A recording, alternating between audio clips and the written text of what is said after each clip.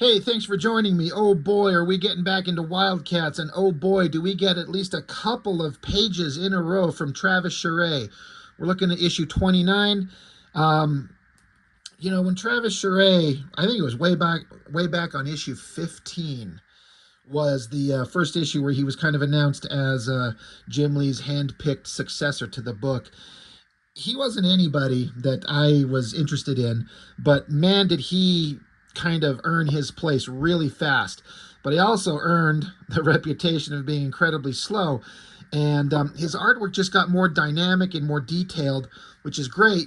But he just didn't seem to be able to keep up with much of a schedule, much as I'm going to assume that he tried. I'm not going to kind of sit here and pretend that Jim Lee was probably just fine with him going slow, although I think it's probably safe to say that certain artists in a studio, like the big name guys, they're kind of afforded a lot more leeway and forgiveness when they're pumping out pages at a snail's pace, and the lesser guys are probably under threat of getting fired on a daily basis if they don't turn their shit in. So, Travis Charest's work, it's outstanding, but he's so slow to get it in. But who's gonna, it's kind of the selling point of the book in terms of the visuals. Alan Moore's writing it, so you're already having a good time there. But in this book, this one, we get like half of the book drawn by Travis Charest, and that is awesome. Then, of course, the unfortunate thing is, and I hate to say this, I forget to put the credits in the back of these things. Yeah, it's pencils, Travis Charest, and then Ryan Benjamin. And it's about halfway through where the art shifts over. And you'll see when we get there. I like Ryan Benjamin. I think these days he's a really, really good artist. He seems to be very talented, and I like the stuff that he does. I was not a huge fan of him in his early Wildstorm days. He was fine. He was one of those guys that to me just seemed like he was just kind of fine. He had nothing that stood out and that was fantastic or amazing. It was just fine, very middle of the road. And he seemed to be able to pump out pages kind of consistently from what I can kind of remember and see. But there's such a dramatic shift in the style from Travis Charest and Benjamin. It does nothing but make Ryan Benjamin just look bad by comparison. And that's not his fault. He's doing what he can do. But compared to the Travis Charest pages, oh my God, it is night and day. And the interest is just gone in the blink of an eye to me. But I just want to make sure I say that Ryan Benjamin, he put in the work. He's been doing it as far as I know. He's still making comics to this day, as far as I understand it. And he's gotten really, really good. I like him. But at these early days, it's not great. Inks are J.D. and Richard Friend. That is a good lineup of inkers right there. Ink Assist says Mark Irwin and Luke Rizzo. I'm not sure who those guys are. But the story, Alan Moore comes along, and however many issues ago, I don't remember which issue it was that he started, but he gets control of the Wildcats, and the first thing that he proceeds to do is dismantle the entire premise of the book and why it exists in the first place. We all know what it is. The Wildcats are a bunch of, well, it's a mishmash. Like, Spartan's a robot. Zealot over here, she's just a full-blood alien creature. But then, and Void is some kind of weird magical alien creature, and Emp is just an alien creature, but Voodoo, Maul, and Warblade are hybrids. Humans mixed with aliens. And I seem to remember that the whole premise that the entire team was alien-human hybrids, and it's not. Only like 3 of them are. And Grifter is just a human given superpowers through some other contrived Wildstorm Comics bullshit. Anyway, the point being, as we all know, is that they are on Earth and they've been fighting these shape-shifting lizard monsters. Well, Alan Moore gets the book, and he sends the main team off into space where the people on Earth think that they're dead. They go back to the home planet that they're from, and you find out that the war that they've been fighting for eons has been done for centuries, and the theoretical good guys won and the theoretical bad guys lost. But you find out the good guys kind of suck and that the bad guys are kind of not as evil as you thought they were. And so, again, Alan Moore just takes the entire premise that the book was built on and just demolishes it, dismantles it, and then what that does is it forces you to look at the characters and go, okay, what's left? What more is there to do with these characters? Is there enough of a characterization that they can go out and find meaning and purpose? And if you can't, then they weren't really interesting in the first place. And Alan Moore is going to make anything interesting, but I think it kind of shows when there are certain characters that he's way more interested in than other ones. So in the last issue, the Wildcats got done with their adventures out in space, and they're coming home to Earth, and the space adventures screwed up the entire team. Like, it was not a fun adventure on their home planet, and everyone ended up fighting against each other, distrusting each other, and now they're coming back, and everything kind of sucks. The only one who didn't go on the trip is Grifter. So he's getting hit up by Deathblow here for some reason. And Deathblow's like, hey, dude, I hear the Wildcats are back. That's awesome, right? And Grifter's like, dude, I don't give a flying fuck. So Deathblow's like, oh, all right, well, let's... Yeah, there's something going on. There's a storyline going on. I think it's Fire from Heaven, because this is fucking chapter 7 of Fire from Heaven, so who cares? But there's a note about, they mention here that their gen factor, like the weird superpower element that's been interjected into these characters, I guess it's been removed or negated, and so therefore they're dying. And so that's what's on their minds. I don't know if that's what the Fire from Heaven storyline's about, because I didn't read all of it because I didn't fucking care. But Grifter doesn't really care about the whole Wildcats thing. So they're going in a building, and Grifter and Deathblow run across Emp, Jacob Marlowe, the little person, financer and leader of the Wildcats, and he had a really hard time. He got really wrapped up in the political stuff going on the alien planet, and he just everything. He's just dejected and not. There's no joy or energy in his existence at all anymore. He doesn't. He's just a miserable little shit. So Grifter's saying, "Oh hey man, I was just coming to say goodbye," and Marlowe's like, "Yeah, sure, thanks." Grifter says, hey, what's going wrong? What's wrong? I mean, I know we didn't exactly part on the best of terms, but I hear things didn't go very good back on your home planet. And Marlowe says, yeah, you heard right. Things didn't go so good. As for a home planet, I don't have one. Not anymore. Goodbye, Cole. So Marlowe's just like done. He has no purpose and no meaning and doesn't know what he's going to do. And so he just leaves. And again, he's kind of the leader of the group. From overhead observing, Void is noticing Marlowe taking off and leaving. So a voice says, what you looking at? You're null, right? So this is Ladytron. This is a character that I think Alan Moore is actually having some fun with. I've had some people in my comments on past issues say that they think Ladytron is just supposed to be like Tank Girl, which I don't know anything about. I'm aware of the character and that there was a shitty movie. So I don't know about that, but that's kind of an interesting idea if she's supposed to be kind of like a version of Tank Girl in a way. Again, somebody validate that. But it's funny that these two have never really met before. So they're just kind of getting introduced to each other.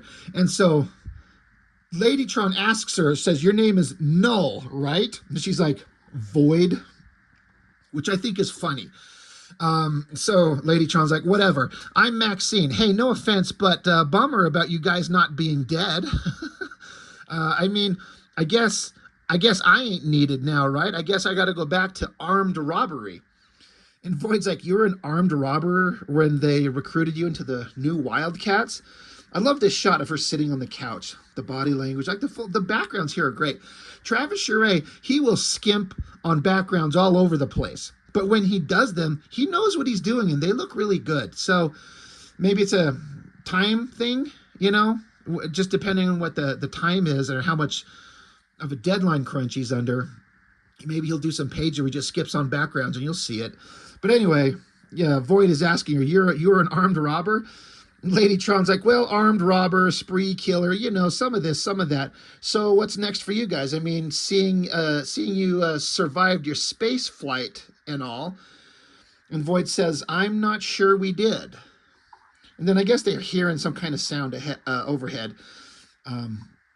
Lady Tron's like, hey, what's all that noise upstairs? So you flip it over. And then this is where Travis Charest just kind of grabs you by the balls and gets your attention. Look at this giant double-page spread of the jet. Now, no backgrounds anywhere, but I got to be honest, I don't care. That jet, that vehicle looks incredible. He is so good at tech. I wouldn't be surprised, and I don't know this, I'm not trying to take anything away from his abilities, if he took an existing fighter of some type and traced off the basic shape to keep it kind of accurate, and then added his own kind of noodling, because in terms of like a regular, like standard real world American jet fighter, this thing is massive. Like this is way bigger. But if you could just get the shape down, like the curve of the nose here, and keep the wings and tails kind of in proportion to each other, and then you could just start adding stuff, weird landing gear, all these little technical details. That thing looks amazing. Looks like there's either an inking texture or maybe some kind of zipatone to give it this shadow kind of on the underside of the jet. I would love to be able to see the original black and white artwork on that to see how that's done. But that looks incredible. Like, I love that. That thing just jumps out. This is why, as a reader at the time looking at this with Travis Charest, I was like, holy crap, that looks great. Like, that looks fantastic. But yeah, this is Grifter, who is just on the front page. He's getting in his jet. He's taking off. He's done. And we got Savant and Tau. And they're like, well, you guys, the Wildcats are back, and Grifter, you're back. Where the hell are you going? She says, this is just about what I expected from you, Cash, because his name's Cole Cash. Running out on us when we've got a crime war about to break out, and your own brother is in the hospital after a bombing at the bar. Doesn't that mean anything to you? That was in the last issue. Grifter's brother, they call him Condition Red. He's been like their kind of the replacement Grifter on the new Wildcats team, because of course there's a brother, and he's got sort of a weird relationship with Ladytron, but he got blown up in a bomb at this bar in the last issue, and Savant's trying to tell him, like, dude, your brother's in the hospital. Don't you fucking care? And he's like, yeah, it means he'll try to pay his medical bills with my plastic. He does it every time. Besides, me and the guys have a rendezvous on the Gamoran Island that'll make your crime war look like a tea dance. See you around. And Savant says, not if I see you first, you trigger-happy louse. I don't know what my sister ever saw in you. Because, of course, Savant is the sister of Zealot. Jesus Christ. So Grifter, he's like, yeah, she liked the way I made quiche. Goodbye, Savant. Don't ever get over yourself. Now, as much as I'd love to continue this conversation, we simply must fly. So he takes off.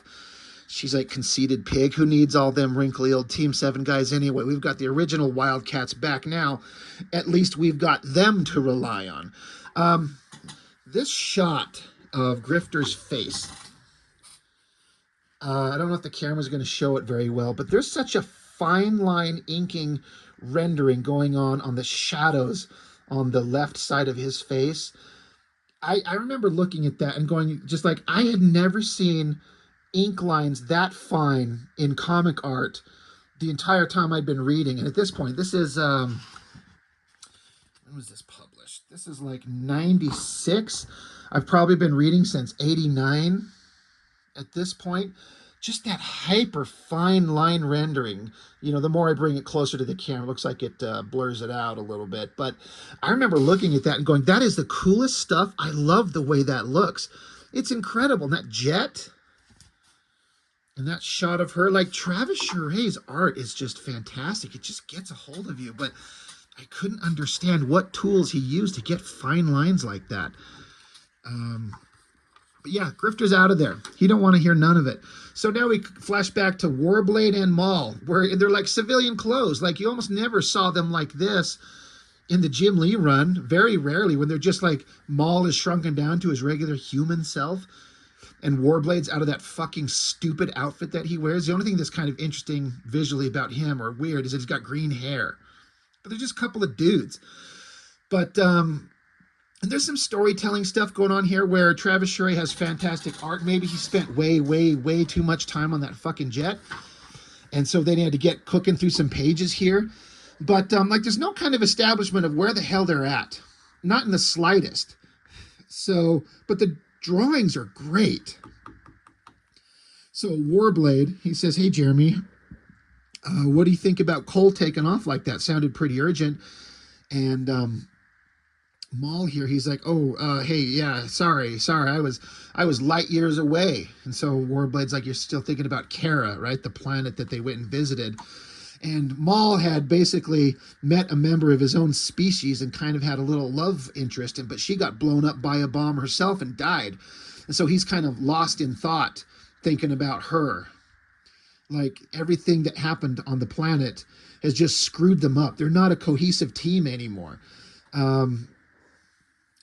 Maul's saying like nothing feels right anymore. Warblade says, well, if it's any consolation, it isn't just you. I'm having trouble readjusting myself. I mean, this new team, the Crime War, I don't know if I fit in with the Wildcats. And then just out of the blue, which is fine, like as a character moment, but Voodoo shows up. But we don't have any establishment of where these guys are at. And then to kind of show her, she just shows up by just a face shot. Storytelling-wise, there's not really any storytelling going on. It's just pretty pictures and the words are guiding your narrative. And that's kind of like Travis Charest is better than this, but I feel like this was like rushed through the page to get it done. Because it's kind of, I don't think many editors back in the day at the big companies would ever accepted this. But this is Image Comics. They can do whatever the hell they want. There's no editor telling them to go fuck themselves, outside of their own internal kind of rules that they set for themselves. And Travis Charest shit is the popular thing here. But yeah, Voodoo shows up. It's a pretty good shot of her face. I mean, it looks great. Love her eyes, love the hair. But she shows up, and because Warblade says, I'm not sure I fit in with the Wildcats. And Voodoo says, I'm already ahead of you, dude. I sure don't. Maul's like, oh, what's with the bag? Where are you going? So he's like telling us through the text, he's like, hey, Voodoo, what's with the bag? Are you leaving? Like she's packed up to go? Can you tell? Like, absolutely not. But I guess you read it. So again, tell, don't show, right? She says, looks that way, doesn't it? Because he's like, you're going somewhere. She says, looks that way. I'm not sure where yet. Maybe New Orleans. Probably into the Voodoo miniseries that Alan Moore wrote. I have like the one issue. I think it's at least two. And I think this is where she takes off and goes, is into that Alan Moore written miniseries. But she's like, exotic dancing beats this superhero gig hands down. For one thing, you wear less demeaning costumes. That's not true. Anybody been into a fucking strip club? Because I sure have. Now suddenly, Travis Charest probably looked at himself and went, I better do some fucking backgrounds. And he draws in this cool tech background. Like, I love this shot where they're kind of on an elevated staircase here, looking down. And so you got this great tech wall stuff and monitors, and it all looks fantastic. But this hasn't been established anywhere, so I guess it doesn't matter, but there it is. But, yeah, Warblade's saying, it's just crazy how everyone's taken off. Marlowe just packed up. Maul is saying, I'm really going to miss you. Who's going to calm me down when I'm so big and unreasonable? And she says, just try Prozac. And so they're like, all right, well, Warblade says, you can't leave, Pris. You are the prettiest thing in the Wildcats. Have you seen that robotic woman on Majestic's team? And she says, she's probably very sweet. When you get to know her, you'll be fine. And so Voodoo continues saying, I mean, the Damonite wars are over, and we were probably on the wrong side anyway. I need to get back to what I was before we all got caught up with each other. And it's a really interesting thing to say, where she says, the war is over that they were fighting. It's been over forever, and they were probably on the wrong side anyway. which is a really interesting take, to take these noble superheroes and just say they've been fighting on the wrong side the entire time. Anyway, Maul's like, well, all right, I understand what you're saying, but hey, there's somebody down there you better go say goodbye to. So you got Spartan, and he's the robot guy. And there was always some kind of like weird, vaguely creepy, weird, romantic kind of thing between the two of them. I don't know why it's creepy. It's just kind of like he's a robot, but he's some kind of self-aware computer thing, and fucking who cares? If it's self-aware, it's just a mind, and that's all that matters, right? So with all these great backgrounds on this one page, Travis Charest says, fuck your backgrounds. I'm done doing backgrounds on this page. So there's none anywhere. So this shot where she looks like a giant, towering, like giant monster versus, you know, as opposed to the little tiny shot of him. Now, again, they've established he's up on a staircase, so it makes sense, but he couldn't draw in some stairs and just a railing of some type. Again, maybe he's just trying to get through the page. This shot of her body looks kind of a little weird. Minor thing. I like that shot of her face right there. That's well done. But she's like, hey, Spartan, I didn't want to go without saying goodbye to you. And he's saying, I can't stand the thought of you leaving. Please don't, you know, don't leave because you got in a fight with Zealot, which is something that happened in the previous issues. She says, it's more than that. I got to love myself again. I got to find myself. She says, I got to be who I am, not voodoo. I'll keep in touch. I promise. Now get over here and fucking make out with me, which they do. And then she takes off. She's gone.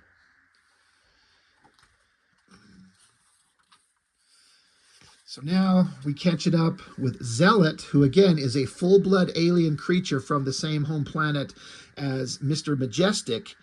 And so she's kind of filling him in. He's like, and so Majestic's like, the war with Damon is over, but how can it be? How will Earth's Damonite lords react when they learn of this?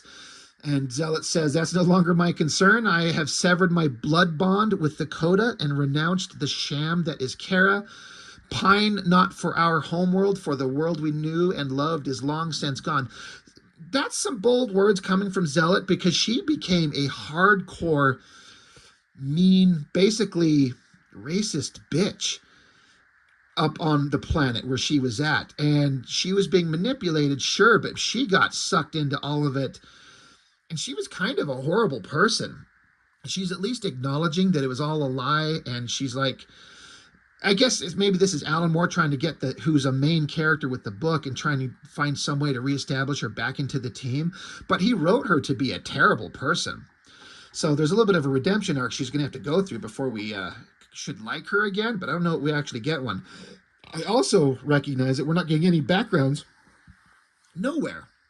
They get some over here and they look great. Again, when Travis Charest wants to do backgrounds, he's as good as anybody. But again, I think he's probably slow, which is fine, but it's just kind of, a lot of artists wouldn't get away with this, but some of them do.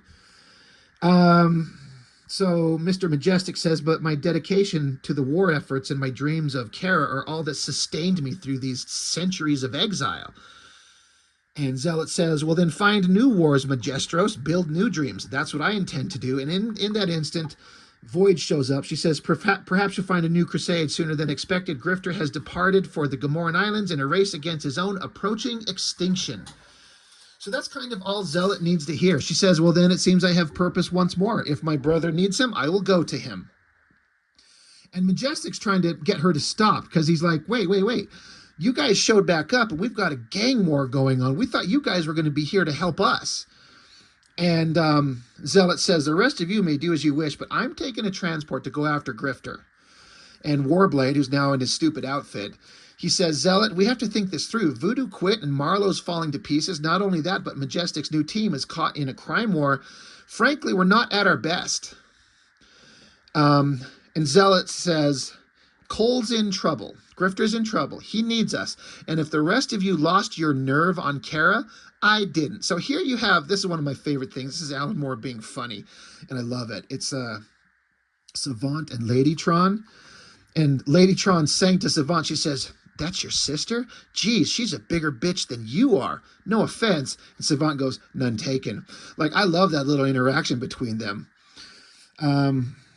So Majestic says, Zealot, you haven't said what happened to the team on Kara, but you must realize that my new Wildcats have priorities. And Zealot says, your ragbag excuse for a team is welcome to his priorities, Majestros, but my priorities are right here. So she's like, I don't give a shit. We're kind of loyal to each other, and this nonsense that you started, it's not our problem. You guys go fucking deal with it. So the old school Wildcats team is taking off and leaving. Savant's stopping Warblade. He's like, you're not going with her, are you? Just because she's the sort who goes chasing around the worlds after ex-boyfriends. And Warblade says, Savant, we all need some sort of direction after getting back from Kara. I guess this is as good as any. And she's like, well, what about the Wildcats? Isn't that supposed to be your direction? The team me and Majestic kept running all this time while you took your Karen vacation? And Maul's like, dude, that wasn't a vacation for any of us. So Savant's pretty pissed off. They kind of thought they had help now because they need it. But the original Wildcats are taking off, probably to go get their asses involved in this stupid Fire from Heaven crossover. And Alan Moore don't give a fuck. He's only interested in the characters that he's kind of created or rewritten to make interesting in the gang war. It seems like that's the only thing he's interested in. So he's like, fuck off, Wildcats. Go off to the island and go do something boring. I'm going to write something more interesting over here. Again, with Savant and Ladytron, funny back and forth between them. Ladytron saying to Savant, she says, wow, you think if they studied you and your sister, they could isolate the snottiness gene? And she's like, by the way, why did she call you Kanisha, which Zealot did up here? And Savant says, it's because my name. She only uses it when she's mad at me. Anyway, she's like, I've got a war campaign to organize, so I gotta go. There's important things we gotta do. And Ladytron's like, well, I'm gonna go check on my boyfriend Max Cash in the hospital and see how he's going, how things are going with him. And Tao's trying to comfort Savant. He's like, well, we don't need them, we've got some other rookies with us, we can handle this, we don't need them. And Savant doesn't kind of think that she agrees with that. And then suddenly we turn into Ryan Benjamin art, and to me, it's such a drastic difference in design and style and rendering. It's not fair to Ryan Benjamin. It's really not. He's doing a perfectly serviceable job. It's fine. But it just makes him look really bad comparatively. But he took the challenge on, and he drew the pages, so credit to him. But Ladytron goes to the hospital to try and find Max Cash and finds out that he checked himself out. He's gone, and she's pissed off that he took off and did say goodbye to her, and she's so pissed off she punches a hole through the wall and stomps off. She's mad, and she's running away. Mr. Majestic comes along and finds her and tries to comfort her and says, look, I know all this craziness is going on, but we need you to help us with the war that's about to happen, the gang war, so please come with me, we've got shit to do. And he's like, all right, fine, whatever. But meanwhile, that gang war is going on, so Ryan Benjamin gets to draw a big double-page spread of a fight happening in the streets. It's big, but I don't know, it's like Savant's tucked away back here, but all we get to see is her little head because so much space is dedicated to this car crashed into this like telephone pole and like a body hanging out the door. It's all well drawn, good car, good tire. You got all these other characters, all these villains from various Wildstorm titles and stuff like that facing off against the new Wildcats team. So they're just kind of holding their own. The fights, the violence is escalating. It's getting kind of out of hand. Meanwhile, we cut back to the regular Wildcats. They're on their jet. They're going towards this island to follow Grifter, and they get attacked. There's a giant Stormwatch kind of like floating helicarrier concealed within an artificial cloud, and they've got like Stormwatch stormtrooper guys flying out attacking the Wildcats, the original team, in their jet. So now they kind of have to fight their way through that, and the jet gets hit and it goes down. It's going to crash land, and theoretically, I mean, obviously it's not going to kill them, but that's what we're led to believe with the drama. And it crashes, it explodes, and there's some bad guys of some type observing with binoculars. They're like, well, they crashed, thus they come here, thus they die. And so you get this shot of just kind of this ground where they're like, all right, well, they're dead, let's go report it. They walk off, and then you get the power signature of Void teleporting what members of the Wildcats are here. Voodoo's gone, Grifter's not there, Marlowe's not there, so it's just Void, Warblade, Maul, Zealot, and Spartan. Excuse me. They're teleporting in, and it continues in Deathblow 27. I may or may not have that, but I am not going to go out of my way to find it because I don't give a fuck. So I just get the feeling that Alan Moore is kind of saddled with crossover bullshit I would imagine he doesn't want to do, but he is. He's probably getting a good payday from Jim Lee. The book was well regarded as far as I understand it. And so it's like, all right, I'll send off the team this way, but he still gets to write some characters it seems like he's more interested in with the home team and the gang war. And so he's kind of keeping it interesting. And so we're at issue 29. I'm not sure how many issues Alan Moore actually writes. I think he goes at least up to, I was digging through all my books. I have up to issue 31 or 32. And then I go straight to 50. I think I stopped collecting it because I don't know about that gap from early 30s to all the 40s, but I got issue 50 because it was the final issue of the original run. And then before they spun it off into Wildcats Volume 2 that Travis Charest went and drew reasonably consistently for about 5 or 6 issues. It's pretty good stuff, and we'll get to them all in good time. But as it is, again, the story is not that interesting, generally speaking, but Alan Moore makes the character interactions interesting. The dialogue between them, when you got the characters being interesting, they can have them in a boring scenario, and kind of like, well, the scenario's not worth anything, but watching these characters interact with each other is kind of interesting. And Travis Charest's work is just, it's so fantastic. Even when he's skimping on the backgrounds, even when you only get half a book, it's still the superstar of the entire thing. So I dig it. That's all I've got for now. Thanks for joining me. I really appreciate it. I'll see you next time.